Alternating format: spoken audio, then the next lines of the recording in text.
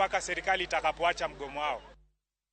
Opogore gi mago ni kwa njima osewetonge magenya kasane kaloro gi masira mar apaya mane otimore gwenge magot kiu machiegni kod boma ma Salama e wang' apaya maduong' mawuok Nairobi kochomo Mombasa osechopo ji 11 e kinde ma ji mamoko to dhi nyime kod yudo thieth e osiptal ma Makindu kod Sultan Hamud. Masira ma kamano ne otimore saa 3 otieno ma piny oru godo odiechieng' ma kawuono bang' lori mar kuoyo mane ochomo boma ma Mombasa tumore kod geche mamoko mane dhi e boma ma Nairobi kendo weyo ji 9 ka owito ngimagi kanyo gi kanyo. Jodak e gwenge go ywago medruok e masira mag apaya kaachiel gi golo kwayo mondo yar apaya no kaka yo mar duoko piny masiche.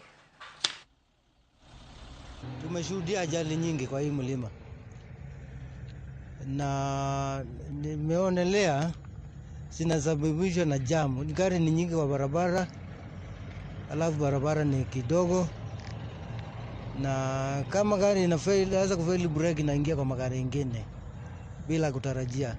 James Musawa John, mkaaji wa Mlima Kiu Salama area.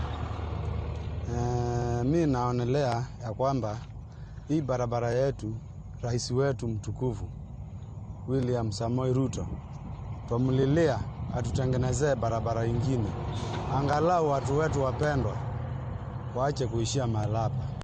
Kuna accident mingi zimefanyika hapa Salama. Kwa kweli hiyo imetuumiza sana. Venye tumesikia watoto wamekufa, mimi kama mama, hiyo imetuudhi sana. Serikali ichukue hatua. As the Director General NTSA has said, our children are going home from schools. The school bus drivers, they should also be very cautious and ensure that their children get to their homes safely.